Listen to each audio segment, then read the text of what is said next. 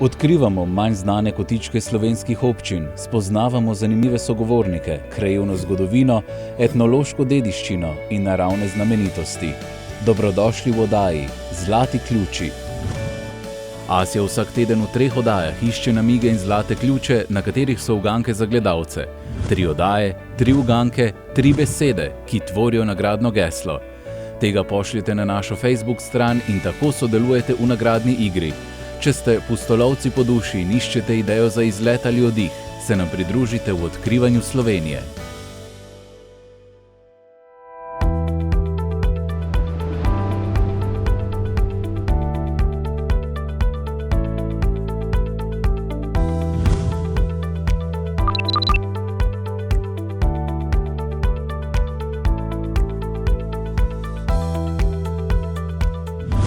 Dragi moji, drage moje, danes nas zopet čaka en čudovit dan, poln nepozabnih vtisov in pa zabavnih sogovornikov. Upam, da ste tako kot jaz pripravljeni na nove izzive in pa dogodivščine. Jaz se ravno odpravljam proti velikim koritom Soče. To je največja znamenitost v reki Soči. Se vidimo tam, dragi moji.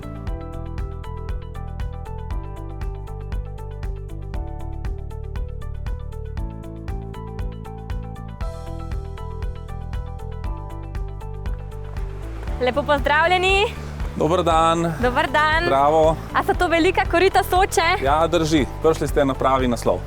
Povejte mi kaj o teh koritih, o tem čudovitem biseru. Ja, ta velika korita Soče so en najlepših delov Soče.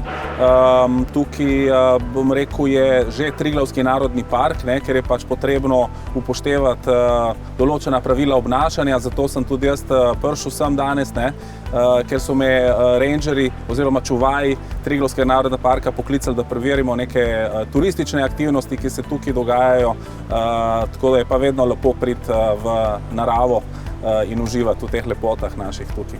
Kam pa se lahko odpravi pol turist, na kakšne aktivnosti, kaj vse ponujate?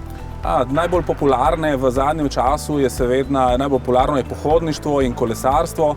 Seveda smo pa na reki Soči, kjer se dogajajo lahko na določenih odsekih različne dejavnosti, od kajaka do raftinga, do canyoninga in seveda pa tudi samo uživanje ali pa kakšna meditacija ob reki Soči tudi pomaga, bom rekel, da se povežemo spet sami s sabo.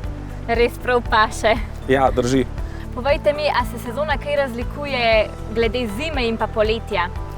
Ja, vreme oziroma klima v naših krajih med poletjem in pozimi je skoraj diametralno nasprotno.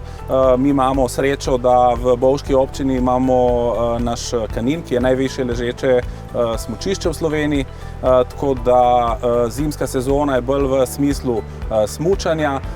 V zadnjih 2 letih smo odkrili nek čar tudi turnega smučanja, ko nismo mogli na naša smučišča, tako da se odpirajo vedno neke nove možnosti. Seveda pa vsako leto tudi pripravimo nekaj terenov, kjer se da tudi teči na smučeh. Pol ponudite res vse, za vsakega gosta, za vsakega športnika, za tiste bolj profesionalne in tiste malo bolj amaterske. Ja, drži. Za tiste, ki si želijo aktivno preživljati svoj čas v naravi, jaz mislim, da smo neka idealna situacija poleti, pozimi, spomladi in jeseni. Seveda pa vsak letni čas prinaša nek svoj čar in pa svoje aktivnosti. Zdaj imam pa eno vprašanje še. Koliko mislite, da ima danes stopinj reka Soča? Bi bila zakopati? Za tiste najbolj hrabre bi bila, bi bila. Kakšni tisti hrabri se res kopijo, za večino nas pa bi počakali na ponovno pomlad pa poletje, ko vsaj, ko bomo prišli iz 8, 10 ali 12 stopinj iz vode, se lahko pogrejemo na soncu. Čeprav danes tudi imamo čudovito vreme in gotovo bi tudi kakšen manj hraber lahko se okopal danes v Soči.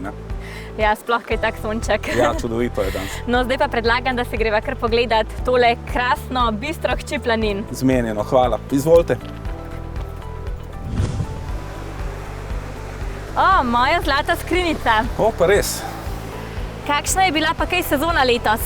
Sezona je bila letos zelo dobra. Jaz mislim, da bo zelo primerljiva tisti rekordni 2019, tako da mi smo zelo veseli, da se, bom rekel, turizem vrača v neko normalo, da poleg Slovencev, ki so nam reševali prejšnjo sezono, Ponovno dobivamo tudi tujce, tiste, ki želijo preživljati res aktivno svoj čas v naravi in katerih tudi kdaj vreme ne zmoti. Ne?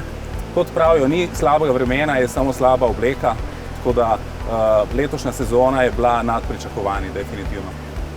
Pohvalno, pohvalno. Hvala. Vem tudi, da se nagibate zelo k trajnostnemu turizmu. Kako vam vse to uspeva?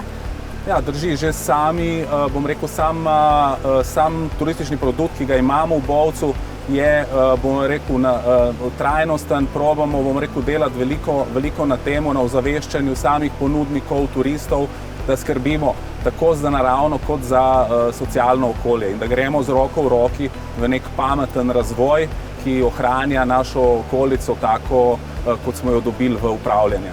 Sedaj pa da odprem še mojo zlato skrinjico. Bovški utrip 19. in 20. stoletja. Kako naj zdaj najdem tu ta utrip? Nemogoče. Je mogoče, definitivno. Ne tukaj v Velikih Koritih, ampak zato boste mogli iti do Bovca v Strgulčevo hišo in tam si lahko ogledate razstavo in boste vse zvedla, kako so živeli Bovčani v 19. in začetku 20. stoletja. Najlepša hvala za predlog. Se bi vam pa rada tudi zahvalila za tale čudovit sprehod. Jaz sem zelo uživala. Jaz tudi. Tako da upam, da se še kdaj vidva. Drži, vabljeni kadarkoli. Nasvidenje. Nasvidenje, srečno.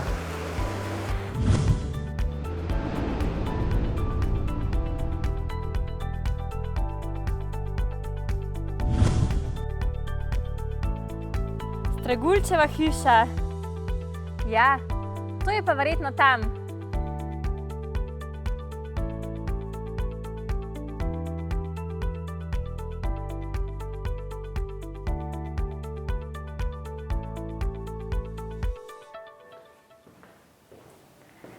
Pozdravljeni. Dober dan, pozdravljeni. Dober dan. Dan. Vem, da se bo slišalo smešno, vendar iščem bovški utrip iz 19. in 20. stoletja. Prav ste prišli. Dobrodošli v zbirki Bovške preteklosti, zgodbe Bovške preteklosti, kjer predstavljamo v bistvu zgodbe 19. in 20. stoletja. Kako pa se je ohranil bovški jezik do danes? Bovški govor se je spreminjal. Glede na v bistvu, kako so ljudje potovali, v bistvu Bovčani so se največkrat premikali med furlanskim in germanskim prostorom in pobirali jih besede, jih spreminjali in brusili nekako, ampak s časom se je tudi govor spreminjal, tako da najstarejše bovške besede imamo zapisane v Bovškem slovarju. Zakaj pa smo danes tukaj? Kdo so bili Strgulčevi? Strgulci so bili kmetje, mesari in pomembni za Bovčane. Kaj več o tem pa v naslednji sobi. Seveda.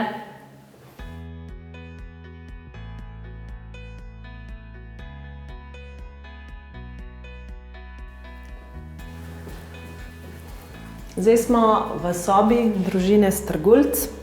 Družina Strgulc so bili mesari, obrtniki, kmetje, podjetniki. Za našo zgodbo je pa najbolj pomemben Andrej Strgulc. Andrej Strgulc je bil lokalni zbiratelj zgodovine, bil je podjetnik, kmet, gostilničar. Prav zaradi tega zbiranja je pomemben za Bovec in prav zaradi tega je muzejska zbirka v njegovi hiši.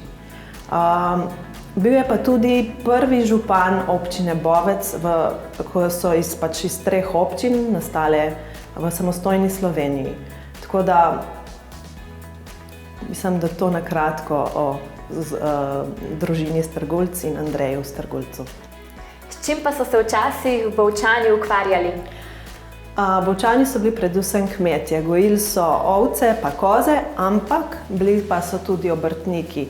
Najstarejša obrt na Bovškem verjetno so bili krošnjari.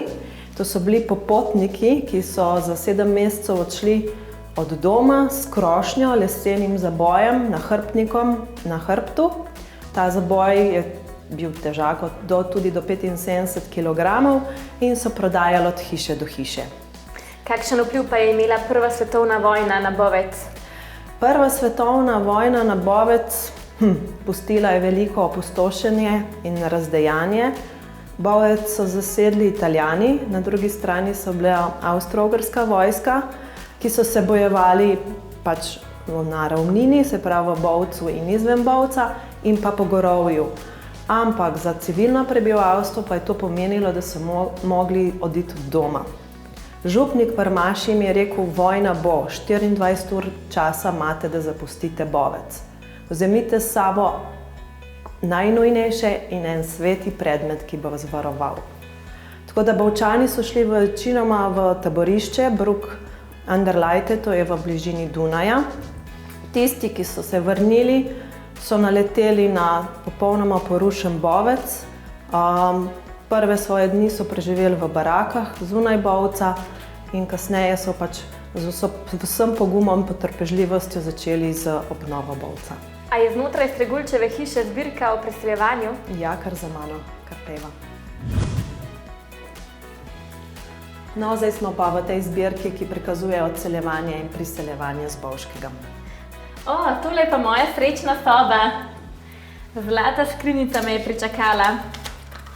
Brezno spečega dinozavra. Ja, to je pa na Kaninu. Na najvišji ležečem smučišču v Sloveniji. Tako je.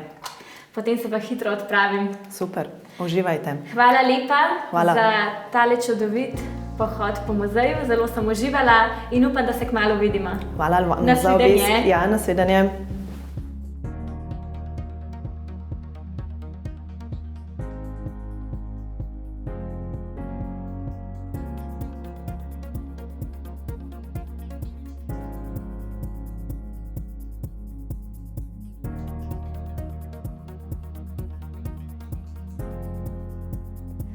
Tule bom pa jaz pozim smučala.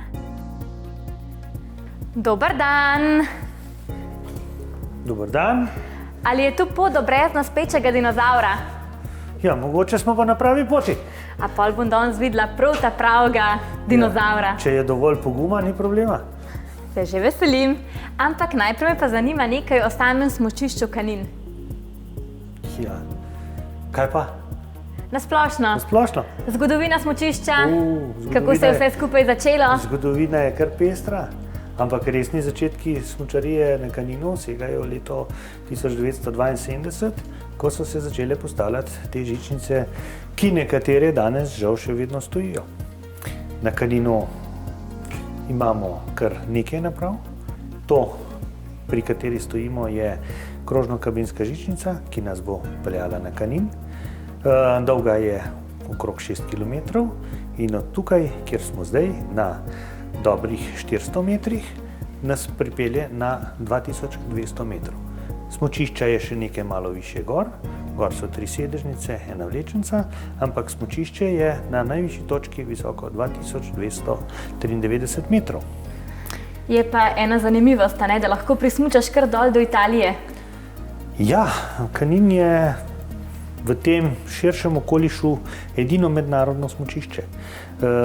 Oba žičniška sistema, se pravi slovenski in italijanski, sta med seboj povezana in kadar je vse normalno, kar vemo, da prejšnjo sezono žal ni bilo, zaradi znanih razmer vezanih na COVID, se dejansko lahko prismučaš prav do sela Neveje, Nevejskega sedla po slovensko, ki je precej nižje kot je slovenska stran.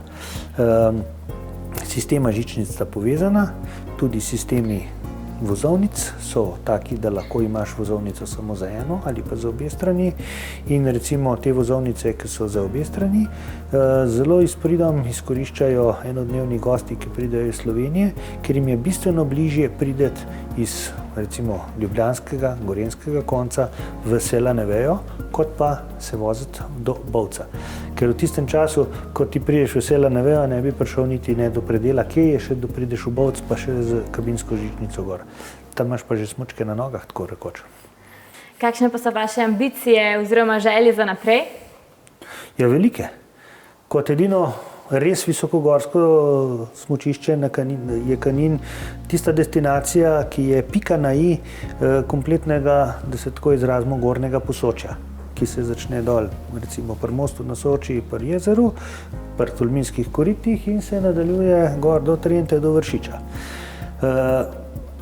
Vemo, kaj se je dogajalo pred leti, ko je Kanin stal nekaj let zaradi problemov, ki so bili z žičnico. Takrat je bilo jasno vsem tukaj v dolini, da brez Kanina tukaj turizma na nek način ni.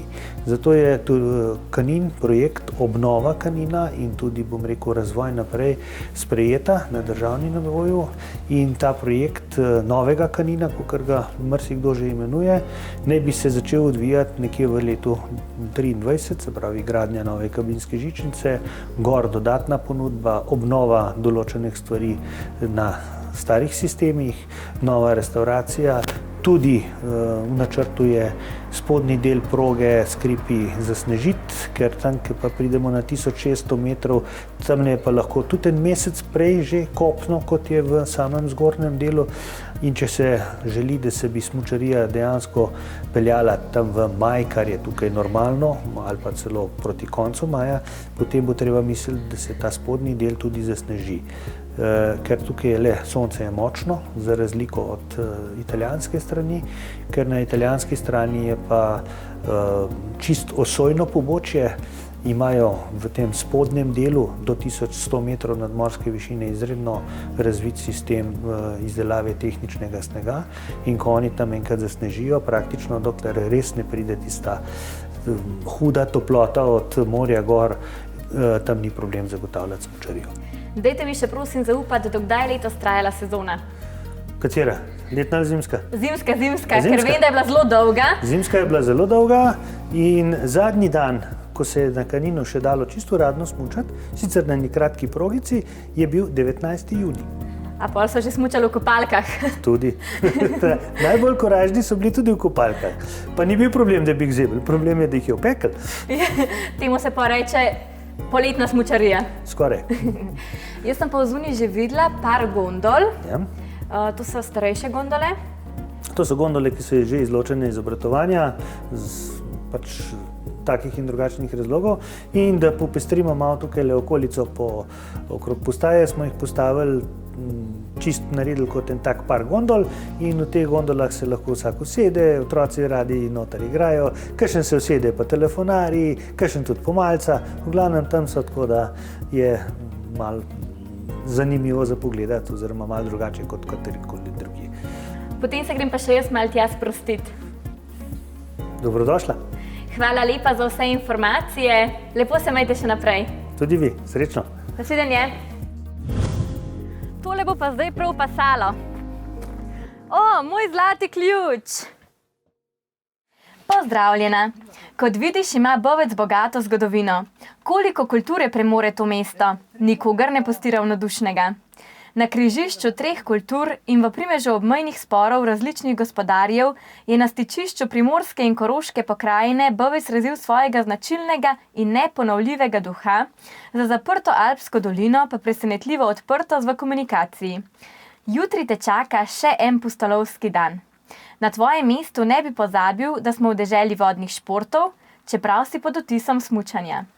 Tvoje gledalce tokrat sprašujem. Kako imenujemo vulkan, iz katerega bruha pepel, lava in ogenj? Tako imenujemo tudi udeležence v prometu, ki ne spijo za volanom, turiste, ki želijo na dopustu malo adrenalina in dogodivščin in uporabnike, ki vsakič všečkajo našo oddajo. Tvoja naslednja naloga pa je, da poiščeš dom Trenta, ne bi ti smelo biti pretežko. Bovška občina še ni pokazala vsega, še zdaleč ne. Imamo še ogromno stvari za raziskovanje. Lepote korit Soče so me naravnost navzdušile. Tista bistra hči planin in sinje modra barva me kar pomirijo. Najbolj pa sem uživala, ko sem podoživela zgodbe iz Tregulčeve hiše. Komaj pa že čakam, da bo zima, da se bom lahko povzpela na najvišje smučišče Kanin.